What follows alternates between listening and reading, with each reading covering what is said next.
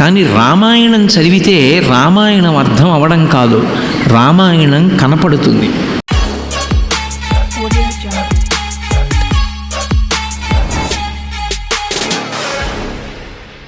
ఎందుకని అంటే వాల్మీకి మహర్షి యొక్క రచన అలా ఉంటుంది. మీకు ఒక ఉదాహరణ చెప్పాలి అంటే, దశరథ మహారాజు గారు రాముణ్ణి తన దగ్గరకు రమ్మని ప్రతిహారితో కబురు చేశారు. ప్రతిహారి రామచంద్రమూర్తి నివసించేటటువంటి భవనం దగ్గరికి వచ్చి లోపల ఉన్నటువంటి రాముడితో మాట్లాడడానికి అవకాశం కల్పించమని అక్కడ ఉన్న ప్రతిహారిని అడిగాడు. ప్రతిహారి లోపలికి వెళ్ళి రాముడిని ఉద్దేశించి, రామ, మీ నాన్నగారు దశరథ మహారాజు గారు అత్యవసరంగా మిమ్మల్ని చూడాలనుకుంటున్నారట, బయట ప్రతిహారి ఎదురు చూస్తున్నాడు అని చెప్పారు.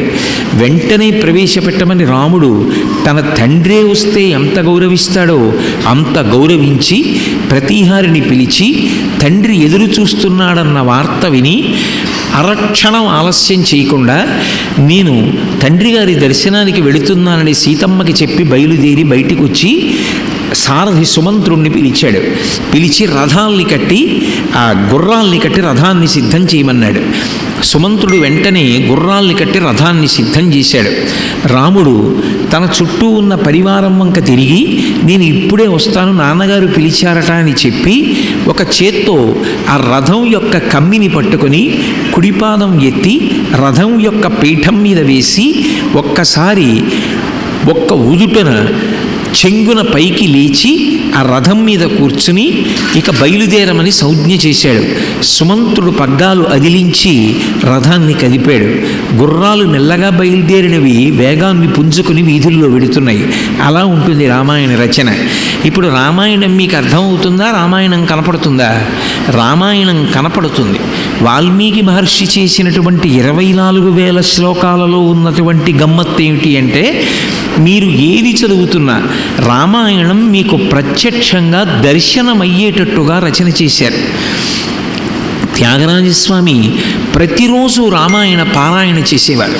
అందుకే ఆయనకి అసలు రామాయణం మీద ఎంత గొప్ప అధికారం ఏర్పడింది అంటే, మనందరం రామాయణాన్ని చూసేటటువంటి దృష్టికోణం ఒకెత్తు, త్యాగరాజస్వామి రామాయణాన్ని చూసేటటువంటి దృష్టికోణం ఒకెత్తు.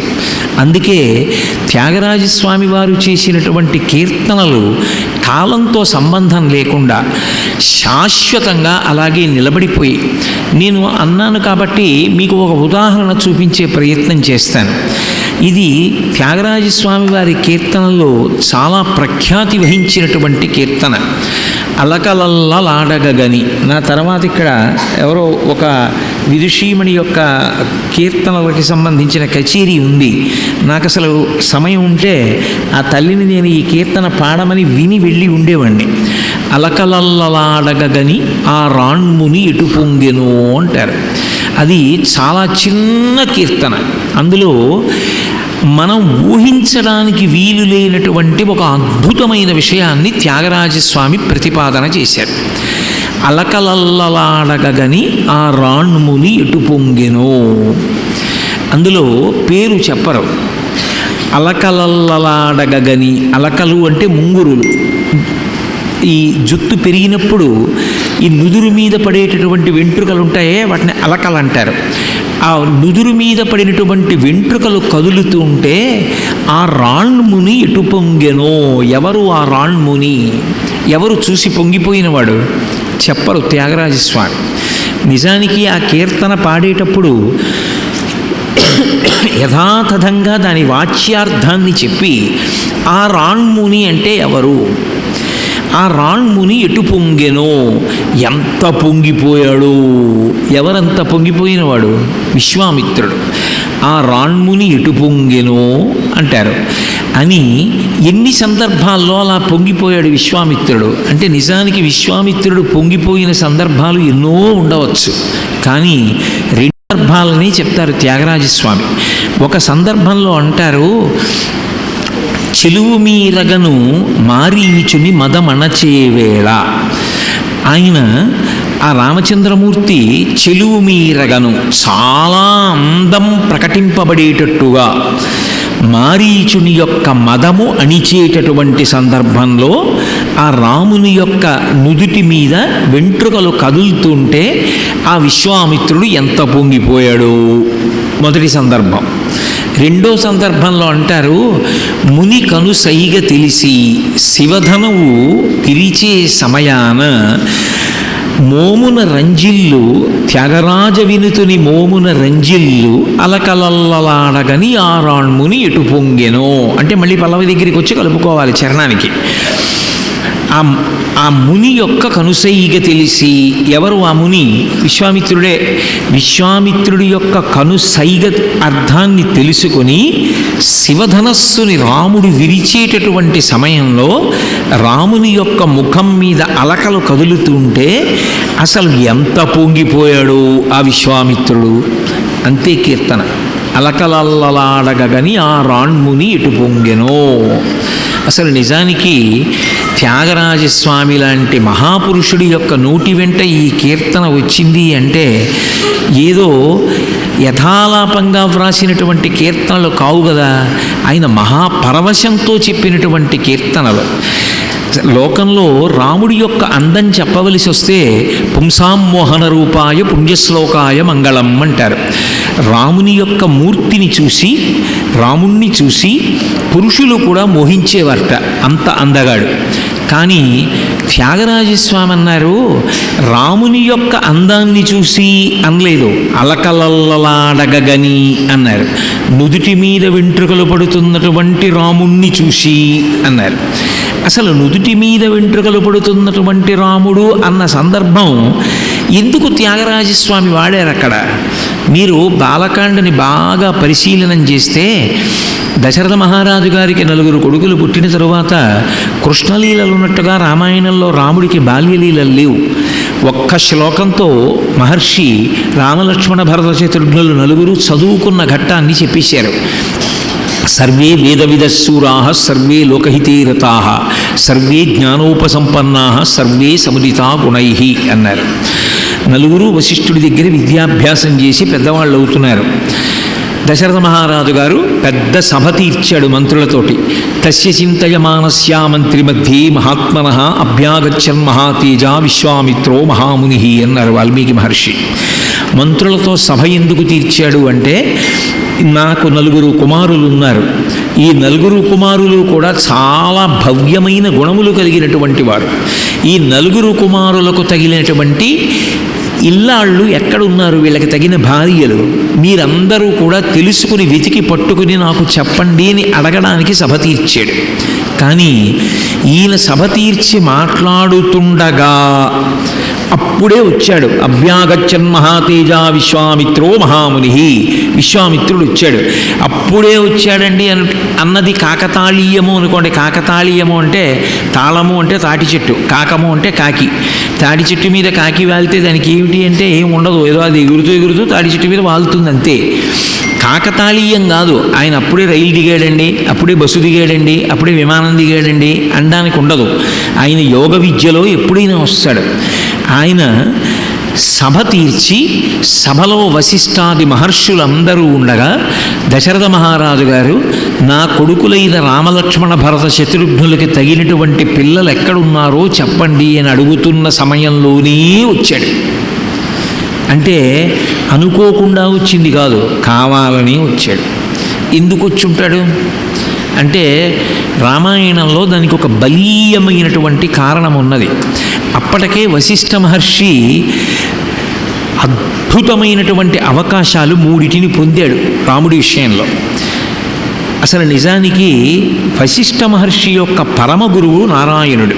గురు పరంపర చెప్పినప్పుడు నారాయణం పద్మభువం వశిష్ఠం శక్తించ తత్పుత్ర పరాశరంచ వ్యాసం శుకం గౌడపాదం మహాంతం అని చెప్తారు శ్లోకం. నారాయణుడు మొదటి గురువు. నారాయణుని తర్వాత బ్రహ్మగారి గురువు. బ్రహ్మగారి తర్వాత బ్రహ్మగారి యొక్క మానసపుత్రుడైన వశిష్ఠుడు గురువు. నారాయణుని నాభికమలంలోంచి వచ్చినవాడు బ్రహ్మగారు. తండ్రి గారు నారాయణుడు గురువు. నారాయణుడి తర్వాత మళ్ళీ అంతటి గురువు బ్రహ్మగారు. బ్రహ్మగారి తర్వాత గురువు వశిష్ఠుడు. ఇప్పుడు వశిష్ఠుడికి నారాయణుడు ఏ గురువు అవుతాడు? పరమ గురువు అవుతాడు. గురువు గారికి గురువు గారు. మరి వశిష్ఠుడికి తండ్రి బ్రహ్మ, బ్రహ్మకు తండ్రి నారాయణుడు, వశిష్ఠుడికి తండ్రే గురువు బ్రహ్మగారు, బ్రహ్మగారికి తండ్రి నారాయణుడు, బ్రహ్మకి గురువు నారాయణుడు. కాబట్టి గురువు గారు పరమగురువు గారు అంటారు. పరమగురువు గారు కనపడితే ఎంతో గౌరవం. నిజానికి వశిష్ఠుడు నారాయణుడు వస్తే ఏం చేయాలి? లేచి నిలబడి ప్రవర చెప్పి నేల మీద పడి నమస్కారం చేయాలి, ఎందుకని పరమగురువు కాబట్టి. కానీ అదే నారాయణుడు రాముడిగా వచ్చాడు. రాముడిగా వచ్చి వశిష్ఠుడి దగ్గర చదువుకున్నాడు పాఠాలు. చదువుకున్నప్పుడు రాముడు వశిష్ఠుడు వస్తుంటే లేచి నిలబడ్డాడు. తాను నారాయణుడికి నమస్కరించాలి, కానీ నారాయణుడు రాముడిగా వచ్చాడు నరుడిగా. కాబట్టి గురువుగారు వశిష్ఠుడు కాబట్టి గురువుగారు రాగానే రాముడు లేచి నిలబడి వశిష్ఠుడికి నమస్కారం చేశాడు. అంటే ఒక అద్భుతమైనటువంటి విచిత్రమైనటువంటి అవకాశం అప్పటికే వశిష్ఠుడికి వచ్చేసింది. పరమగురువైన నారాయణుడు రాముడిగా తనకి శిష్యుడయ్యాడు, తనకి నమస్కారం చేస్తున్నాడు, తన దగ్గర పాఠాలు నేర్చుకుంటున్నాడు. ఇది మొదటి అవకాశం. అమ్మ ఇంకా పంపించకండి, అదే పనిగా ఇలా నడుస్తుంటే దృష్టికి ఇబ్బంది వస్తుంది కదా, ఎక్కడున్న వాళ్ళు అక్కడి నుంచి వినండి, ఎందుకు ఇలాగే వెళ్ళి కూర్చుని వినాలా ఇరుకులో, ఇక పంపించకండి. హరి ఓం. నారాయణం పద్మభువం వశిష్టం. కాబట్టి అప్పటికే పరమగురువుకి పాఠం చెప్పేటటువంటి అవకాశాన్ని రాముడు పొందాడు. ఇక రెండు, అసలు లోకమంతా తరించడం దేని వలన తరిస్తుంది? రామనామము చేత తరిస్తుంది. రామనామమంత తేలికైన నామం లోకంలో ఇంకోటి లేదు. అంత తేలికైనటువంటి రామనామం లోకమంతా చెప్పుకోవడానికి వీలుగా పుట్టినటువంటి సాక్షాత్ శ్రీ మహావిష్ణువుకి రామ అని పేరు ఉంచినవాడు వశిష్ఠుడు. రెండు అద్భుతమైన అవకాశాలు పుచ్చుకున్నాడు. మూడవది, అసలు రామలక్ష్మణ భరత శత్రుఘ్నులు నలుగురిని కూర్చోపెట్టి గురువుగా పాఠం మొట్టమొదట నేర్పినవాడు వశిష్ఠుడు. మూడు అవకాశాలు అప్పటికే వశిష్ఠుడికి వెళ్ళిపోయాయి. ఇక ఇప్పుడు వీళ్ళకి తగిన పిల్లల్ని చూడండి అంటే వశిష్ఠుడు లేచి ఖచ్చితంగా చూస్తాడు. ఎందుకంటే వశిష్ఠుడు బ్రహ్మర్షి, త్రికాలవేది, ఆయనకి తెలుసు రాముడికి సీతమ్మతో కళ్యాణం అవ్వాలి, సీతమ్మ అయోధ్యగా పుట్టింది, విదేహనగరంలో పెరుగుతోందన్న విషయం తెలుసు. కానీ సీతారామ కళ్యాణం తాను చెయ్యాలి. రామావతారానికి ప్రయోజనం రావణాసుర సంహారం. రావణాసుర సంహారానికి కేవలం నరుడైతే సరిపోదు, ఎన్నో అస్త్రములు తెలిసి ఉండాలి. ఇప్పుడు ఇంత అస్త్ర సంపద శిష్యుడిగా రాముణ్ణి కూర్చోపెట్టుకొని తాను ఇవ్వాలి. అప్పుడు వశిష్ఠుడి కన్నా తాను పై స్థాయిలో నిలబడతాడు. రామావతార ప్రయోజనానికి కావలసిన అస్త్రములనన్నింటినీ విశ్వామిత్రుడిచ్చాడన్న కీర్తి లభిస్తుంది. రెండు, రామావతార ప్రయోజనం నెరవేరాలి అంటే సీతారామ కళ్యాణం అవ్వాలి. అయితే తప్ప, సీతాపహరణం జరిగితే తప్ప రావణాసురుణ్ణి రాముడు వధించాడు. కాబట్టి ఇప్పుడు సీతారామ కళ్యాణం చెయ్యాలి అంటే తనకి దక్కాల అవకాశం. అందుకే పెళ్లి మాట ఎత్తేటప్పటికి విశ్వామిత్రుడు వచ్చాడు. అభ్యాగచ్చన్ మహాతేజ విశ్వామిత్రో మహాముని. విశ్వామిత్రుడి పేరు చెప్తే నిజానికి దశరథుడికి చాలా భయం. ఎందుకంటే అంతకుముందు అందరినీ శపిస్తూ ఉండేవాడు ఆయన. ఆ తర్వాత ఆయన బ్రహ్మర్షి అయ్యాడు. ఆయన అలా తర్వాత ఎవరిని శపించలేదు. అందుకే విశ్వామిత్రుడు వచ్చాడు అనేటప్పటికీ పరిగెత్తుకెళ్ళి స్వాగతం పలికి తీసుకొచ్చి కూర్చోబెట్టి కాళ్ళు కడిగి అర్ఘ్యపాద్యములు ఇచ్చి గౌరవించి, మీకు ఏం కావాలి చెప్పండి ఇచ్చేస్తాను, ఏం కావాలి చెప్పండి ఇచ్చేస్తానని అడగకుండానే 10 మాటలు అన్నాడు. ఇన్ని మాటలు అన్న తర్వాత అన్నీ విని విశ్వామిత్రుడు అన్నాడు, నీవు కుశలమా, నీ రాజ్యము కుశలమా, యజ్ఞయాగాదులు జరుగుతున్నాయా, నీ సామంతులు నీకు లొంగి ఉన్నారా, అన్ని విషయాలు అడిగి చిట్ట చివర ఒక ప్రశ్న వేశాడు. నేను సిద్ధాశ్రమంలో యాగం చేస్తున్నాను. ఆ యాగాన్ని పాడు చేయడానికి మారీచుడు సుబాహువు అనబడేటటువంటి 2 రాక్షసులు వచ్చి యాగం పూర్తయ్యే సమయానికి అందులో నిత్తురు పోస్తున్నారు. యాగం పాడైపోతోంది. యాగాన్ని రక్షించడానికి నాకు నీ కుమారుడు కావాలి, నీ కుమారుణ్ణి పంపు. అయితే ఆ మారీచ సుబాహులిద్దరూ తక్కువ స్థాయికి చెందిన రాక్షసులు అనుకుంటున్నావేమో. దేవేంద్రుడు ఎంతటి బలవంతుడో మారీచుడు అంతటి బలవంతుడు. ఇక ఇంకొక మాట కూడా చెప్పనా దశరథ, నిజానికి మారీచుడు సుబాహువు ఇద్దరూ కూడా ఈ యజ్ఞాల్ని పాడు చేస్తున్నది తమంత తాముగా కాదు, రావణాసురుడు చెయ్యమన్నాడని చేస్తున్నారు. మరి రావణుడే ఎందుకు చేయడు యజ్ఞాల్ని పాడు చేయడం అంటే వాడి స్థాయికి అది చాలా చిన్న పని, అందుకని వాడు రాడు, వీళ్ళతో చేయిస్తూ ఉంటాడు. కాబట్టి వీళ్ళ జోలికెడితే రావణుడి జోలికి వెళ్ళినట్టే. తర్వాత రావణుడు కూడా వచ్చినా వస్తాడు, నీ కొడుకుని పంపించన్నాడు. హడిలిపోయాడు దశరథ మహారాజు.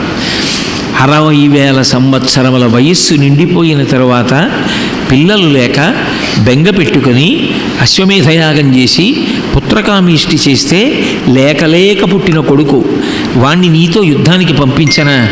ఊనషోడశ వర్షో మే రామో రాజీవలోచన నయుద్ధ యోగ్యతామస్య పశ్యామి సారాక్షసై.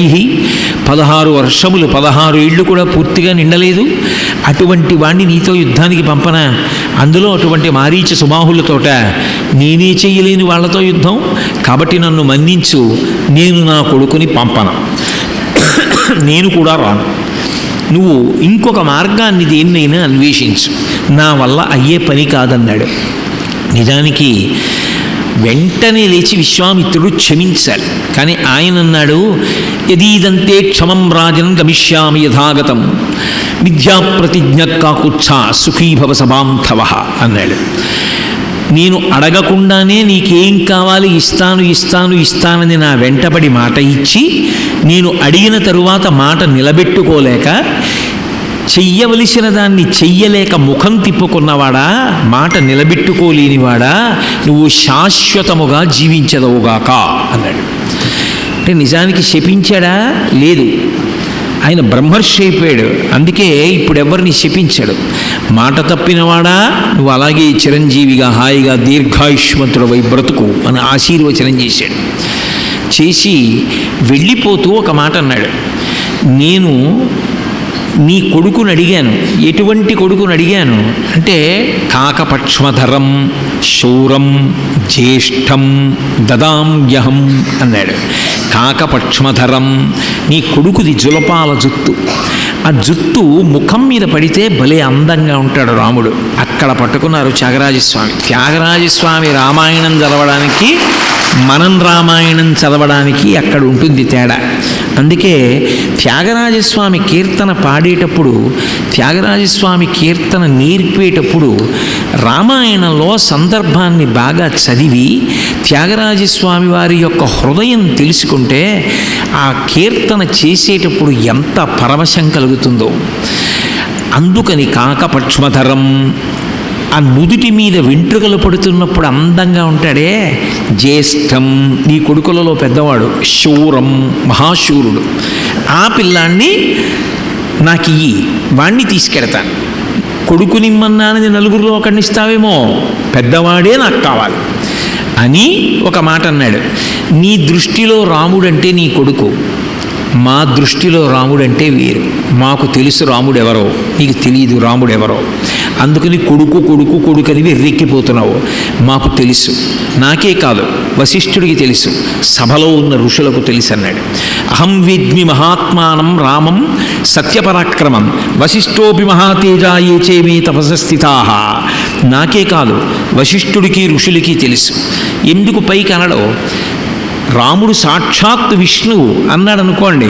రాముడు నేను అలా అనుకోవట్లేదు, నేను సాధారణమైన నరుణ్ణి అంటాడు. రామాయణంలో రాముడు ఎక్కడా భగవంతుడిగా ప్రవర్తించలా, కేవలము నరుడిగానే ప్రవర్తించాడు.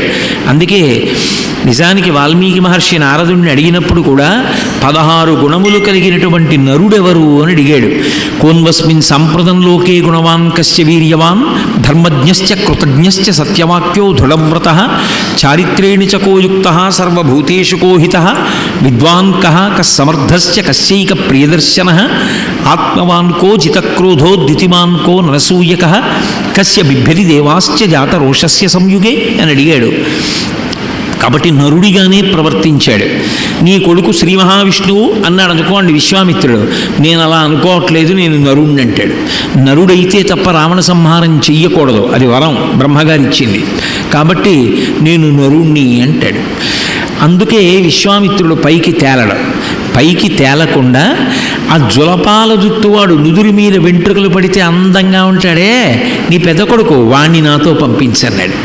ఒక్కొక్కడికి ఒక్కొక్కడు ఒక్కొక్కలా అందంగా ఉంటాడు. విశ్వామిత్రుడికి రాముణ్ణి చూసినప్పుడు ఎటువంటి బాలరాముణ్ణి చూసి సంతోషిస్తాడంటే ఆ వెంట్రుకలు నుదిటి మీద పడితే ఎంత అందంగా కనపడతాడో విశ్వామిత్రుడికి. చూడండి, ఒక్కొక్కళ్ళు పిల్లాడికి ఓ పంచె కట్టి ఎంత బాగున్నాడో పంచె కట్టుకుంటే అంటారు, ఓ కుర్తా వేసి ఎంత బాగున్నాడో కుర్తా వేస్తే అంటారు, ఏదో వాడికి ఓ నిక్కర్ వేసుకుంటే ఎంత బాగున్నాడు అంటారు, ఓ ప్యాంట్ వేస్తే ఎంత బాగున్నాడు అంటారు. ఒక్కొక్కరికి ఒక్కొక్కలా అందం కనపడుతుంది. విశ్వామిత్రుడికి కాకపక్ష్మధరం శూరం జ్యేష్ఠం, ఆ నుదిటి మీద వెంట్రుకలు పడుతున్నటువంటి రాముడంటే ఇష్టం. అందుకని అటువంటి రాముణ్ణి నాతో పంపించన్నాడు. అలా ఉంటాడు రాముడు అందంగా అన్నాడు. సరే, ముందు ఒప్పుకోలేదు. తర్వాత వశిష్ఠుడు చెప్పాడు, ఏమనుకుంటున్నావు, విశ్వామిత్రుడంటే సామాన్యమైన వాడు కాదు. నిజంగా తన యజ్ఞాన్ని తాను రక్షించుకోలేక నీ కొడుకును అడుగుతున్నాడు అనుకుంటున్నావా? ఆయన దగ్గర ఉన్నంత ధనుర్విద్య ఈ లోకంలో ఎవడి దగ్గర లేదు. అన్ని అస్త్రములు తెలిసిన్నవాడు విశ్వామిత్రుడు ఒక్కటే. ఆయన ఏష విగ్రహవాం ధర్మ, ఏష వీర్యవతాంబర, ఏష బుద్ధ్యాధికోలేకి తపసశ్చ పరాయణం. సాక్షాత్ వశిష్ఠుడు విశ్వామిత్రుడు గురించి చెప్పినటువంటి మాట. అసలు ధర్మము రాశీభూతమైతే అదే విశ్వామిత్రుడు, తపస్సు రాశీభూతమైతే అదే విశ్వామిత్రుడు. విశ్వామిత్రుణ్ణి మించిన బుద్ధిమంతుడు, విశ్వామిత్రుణ్ణి మించిన వీర్యవంతుడు. వీర్యవంతుడు అంటే తనని తాను కాపాడుకుంటూ ఎదురుగుండా నిలబడిన ఎన్ని వేల మందినైనా చంపగలిగిన ప్రజ్ఞ. అటువంటి ప్రజ్ఞ ఒక్క విశ్వామిత్రుని యందు తప్ప అంజుల యందు లేదు. అటువంటి విశ్వామిత్రుడు నిజానికి నీ కొడుక్కి ఆ అస్త్రాలన్నీ ఇచ్చి బలపడేటట్టు చెయ్యడానికి తీసుకెడుతున్నాడు. అంతేకాని తనకి తాను రక్షించుకోలేక కాదు, తన యజ్ఞాన్ని తాను రక్షించుకోలేని వాడు కాదు. అమాయకుడా, పంపనంటామే, పంపన్నాడు. వశిష్ఠుడు చెప్పాడని వశిష్ఠుడు చెప్పాడని దశరథ మహారాజు గారు అంతఃపురంలోకి వెళ్ళి పిల్లాన్ని తీసుకొచ్చాడు. రాముడి వెంట లక్ష్మణుడు వచ్చాడు. సపుత్రమూర్ధ్నిపాఘ్రాయ రాజా దశరథ ప్రియం దదౌ కుశికపుత్రాయ సప్రీతేన అంతరాత్మన అంటారు మహర్షి. కొడుక్కి వయసు వచ్చిన తరువాత కూతుర్ని కానీ ఎక్కడ పడితే అక్కడ ముద్దులు పెట్టుకోకూడదు. అందుకని తల వంచి వాసన చూశాడు నుదురు మీద. అది ఆశీర్వచనం చేసి ఈయన ఏది చెప్తే అది చెయ్యమని విశ్వామిత్రుడికి అప్పచెప్పాడు. రాముడి వెంట లక్ష్మణుడు బయలుదేరాడు. కలిసి వెడుతున్నప్పుడు వర్ణించారు మహానుభావుడు వాల్మీకి మహర్షి. 3 తలల పాము నడిచి వెడితే ఎలా ఉంటుందో అలా ఉంది రామలక్ష్మణులు వెడుతుంటే. ఎందుకని అంటే మధ్యలో తల, వెనక అక్షయబాణ తూణీరం, అందులోంచి బాణాల యొక్క మొనలు పైకి తేలి ఉన్నాయి. అది ఒక తలలా ఉందిట. పట్టుకున్న ధనస్సు పైభాగం ఒక తలలా ఉందిట. 3 తలల పాము వెడితే ఎలా ఉంటుందో అలా వెడుతున్నారట రాముడు వెనక లక్ష్మణుడు. విచిత్రం ఏమిటంటే రామాయణంలో ఒక అద్భుతమైనటువంటి ఘట్టము అక్కడ ఆవిష్కృతమైంది. త్యాగరాజస్వామికి గుండెల నిండా గురుభక్తి. అందుకు కదూ రామకృష్ణానంద స్వామి రూపంలో వచ్చి నారదుడు ఆయనకి స్వరార్ణవం గ్రంథం ఇచ్చాడు. ఆయన గురుభక్తి అటువంటిది. రాముడికి ఉన్న గురుభక్తి అంత గొప్పది. రామలక్ష్మణులు విశ్వామిత్రుడి వెంట వెళ్ళిపోతున్నారు. గురువుగారు ఇలా ఎంత దూరం నడవాలి అని అడగాల? వాళ్ళు ఏం అడగట్లేదు. గురువుగారితో కలిసి వెళ్ళడం కన్నా అదృష్టం ఈ లోకంలో ఇంకొకటి లేదు. గురువుగారితో వెడుతున్నాను చాలు. ముందు విశ్వామిత్రుడు నడుస్తున్నాడు, వెనక రాముడు నడుస్తున్నాడు, వెనక లక్ష్మణుడు నడుస్తున్నాడు. నడిచి వెళ్ళిపోయారు. చాలా దూరం వెళ్ళిపోయిన తర్వాత విశ్వామిత్రుడు ఆగి వెనక్కి తిరిగి చూశాడు. విశ్వామిత్రుడు ఆగి చూస్తే రాముడు ఆగాడు, రాముడు ఆగితే లక్ష్మణుడు ఆగాడు. అలకలల్లలాడగని ఆ సరయూ నదీ తీరంలో వెళ్ళిపోతుంటే ఆ గాలికి ముంగురులు కదిలి నుదుటి మీద పడుతుంటే ఆ రాముణ్ణి కందుల నిండా చూశాడు విశ్వామిత్రుడు. చూసి వెంటనే అన్నాడు, ఎంత గురుభక్తిరా రామా, ఎక్కడికెడుతున్నాం గురువుగారు అని కూడా అడగకుండా నా వెంట ఇంత దూరం నడిచి వచ్చావా? ఇంతకాలం దశరథ మహారాజు గారి పెద్ద కొడుకువై భోగాలలో ఉన్నావా? గురువుగారితో వెళ్ళేటప్పుడు ప్రశ్నలు కూడా అడగకూడదని నడిచి వచ్చేసావా అని మనసులో సంతోషపడిపోయి, గురువు సంతోషిస్తే ఏమి ఇవ్వలేడు? రామకృష్ణానంద స్వామి సంతోషిస్తే త్యాగరాజస్వామి వారిని ఎంత గొప్ప వాగ్గేయకారుణ్ణి చేశారు, స్వరార్ణవం ఇవ్వలా? అందుకే గృహాణవత్సలిలమ్మా భూత్కాలస్య పర్యయ మంత్రగ్రామం గృహాణత్వం బలాం అతిబలాం స్తథా. ఓ రామ, ఆచమనం చెయ్యి అన్నారు. కూర్చుని ఆచమనం చేశాడు. బల అతిబల అని 2 బ్రహ్మాండమైనటువంటి విద్యల్ని రాముడికి ఇచ్చేశాడు. అవి 2 ఉపదేశం చేశాడు. ఇప్పుడు ఆ విద్యలు వశపడిన కారణం చేత శ్రమో జ్వరో రూపేణ వాతస్య విపర్యయ నచ సుప్తం ప్రమత్తం వా ధర్షయిష్యంతి నైరుతాహ అంటారు మహర్షి.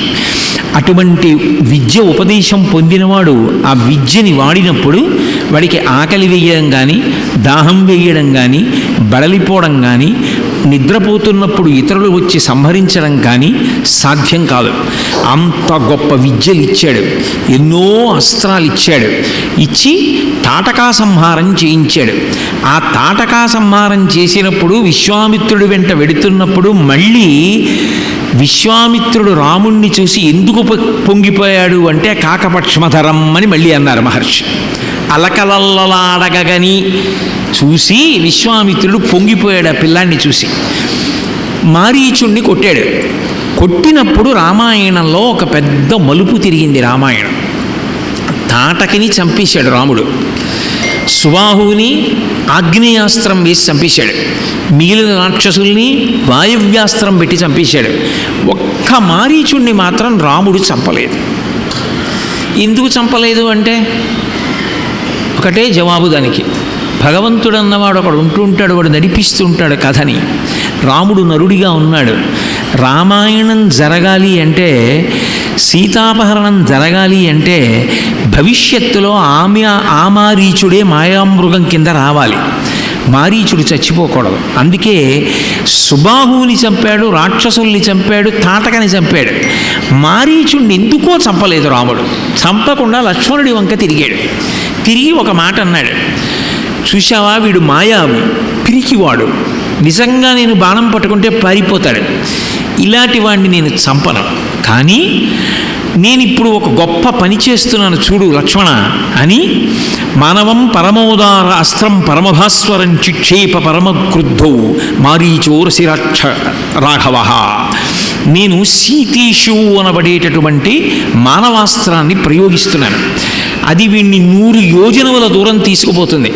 వీడి ఒళ్ళంతా చల్లబడిపోతుంది. అస్త్రంతో కొట్టడం వల్ల చల్లబడిపోయి వీడికి స్పృహ ఉండదు. వీడు ఎక్కడో పడిపోతాడు. వీడికి తెలివి వచ్చి చూసేటప్పటికీ వీడు ఊహకందనంత దూరంలో పడిపోతాడు. పిరికివాడు, చంపడం ఎందుకు, దూరంగా కొట్టేస్తున్నానన్నాడు అని అంత దూరం కొట్టాడు. రాముడు ఎందుకో కొట్టకుండా, చంపకుండా మారీచుడిని దూరంగా కొట్టొదిలేశాడు. రాముడికి ఆ సమయంలో ఆ బుద్ధి ఎందుకు పుర్రెలోకి వచ్చిందో తెలుసున్నవాడు విశ్వామిత్రుడు అక్కడే. అందరినీ చంపిన రామా, మారీచుడిని చంపకూడదన్న బుద్ధి నీకెందుకు పుట్టిందో నాకు తెలుసు. భగవంతుడు అలా ప్రచోదనం చేశాడు. వాడు చచ్చిపోతే రేపు సీతాపహరణానికి మాయామృగాన్ని సృష్టించేవాడు లేడు. అందుకని నీ బుద్ధిలో వాడిని చంపకూడదన్న ఆలోచన పుట్టింది. అందుకని మారీచుని మదమణచే వేళ చంపకుండా దూరంగా కొట్టి వదిలేశాడు. 100 యోజనముల అవతల పడిపోయాడు మారీచుడు. పడిపోయినవాడు విచిత్రం ఏమిటో తెలుసా, ఆనాటి నుండి వాడికి రాముడంటే హడల్. వాడికి ఎప్పుడు రాముడి చూడ్డానికి రాలా. ఒకసారి తిన్నాడు దెబ్బ. రామాయణంలో సాధారణంగా రాముడి బాణానికి ఎదురు నిలబడి బ్రతికినవాడు కనపడ్డ మీకు రామాయణంలో. అలా బతికినవాడు ఎవడైనా ఉంటే మారీచుడు ఒకడే. ఒక మాట కాదు, 2 మాటలు. అది విచిత్రం. వాడు మళ్ళీ రాముణ్ణి చూడడానికి రాలేదు. కానీ రావణాసురుడు మారీచుడి దగ్గరికి వెళ్ళాడు ఒకసారి. వెళ్ళి ఈ మాయామృగ రూపాన్ని పొందు, సీతమ్మని ఆకర్షించు, నేను సీతమ్మని అపహరిస్తాను, లక్ష్మణుడు దూరంగా వెళ్ళిపోతాడన్నాడు. అంటే ఓ మాట చెప్పాడు మారీచుడు, నువ్వు ఎవరి జోలికి ఎడుతున్నావో తెలుసా? రాముడి జోలికి ఎడుతున్నావు. నేను ఎప్పుడు చూశానో తెలుసా రాముణ్ణి? ఏకవస్త్రధరోధన్వీసికి కనకమాలయ. చాలా చిన్న పిల్లాడు, బ్రహ్మచారి, ఇంకా కొత్తగా యుద్ధాలు చేస్తున్నాడు. అప్పుడే చంపాడు మా అమ్మ తాటకని. విశ్వామిత్ర యాగ సంరక్షణం కోసం వచ్చాడు. ఏకవస్త్రధరు, బ్రహ్మచారి కదా, ఒక్క బట్టే కట్టుకున్నాడు. సిఖి, పిలక ముడేసుకుని ఉన్నాడు. కనకమాలయ, మెళ్ళో వాళ్ళ నాన్నగారు ఇచ్చిన బంగారం పూసల మాలోటేసుకున్నాడు. చాలా చిన్న పిల్లాడు. అప్పుడు కొట్టాడు నన్ను. అప్పుడు కొడితే ఇప్పటి వరకు నేను మళ్ళీ రాముడి పేరు ఎత్తలేదు. అందుకని మారీచుని మదమనచేవేళ ఎంత గొప్పగా పడిందో చూడండి. బ్రహ్మచారిగా బాలరాముడు ఆ కొడుతున్నప్పుడు అలకలల్లలాడగని ఆ రాణ్ముని ఇటు పొంగెను. నేను దిద్దిన రాముడు నేనిచ్చిన అస్త్రాలతో అలా కొట్టాడు అని మారీచుడు రావణాసురుడితో ఒక మాట చెప్పాడు. కళత్రాణిచి సౌమ్యాని మిత్రవర్గం స్తథైవచ యదీచ్ఛసి చిరం భోక్తం ఆకృధా రామవిప్రియం. నీకంతమంది భార్యలున్నారు, కాంచనలంక ఉంది, పుష్పక విమానం ఉంది, హాయిగా భోగాలు అనుభవించు. రాముడి జోలికి వెళ్ళావో నువ్వు కాదు, నువ్వు, నీ భార్యలు, నీ పిల్లలు, నీ సైన్యం సమస్తం నశించిపోతాయి. రాముడి జోలికి మాత్రం వెళ్ళకు. నీ చెప్తున్న విను. రాముడి పరాక్రమం ఏమిటో నాకు తెలుసని చెప్పాడు. చెప్పడం కాదు, అక్కడే ఒక అద్భుతం చెప్పాడు. అందుకే రామాయణంలో రాముడి చేతిలో దెబ్బతిని అలా మారిన రాక్షసుడు రామాయణం మొత్తం మీద ఇంకొకడు లేడు. అది మారీచుడు ఒక్కడే. ఎంత పట్టుకున్నారో చూడండి త్యాగరాజస్వామి. అది త్యాగరాజస్వామి వారి కీర్తన అంటే అలా ఉంటుంది.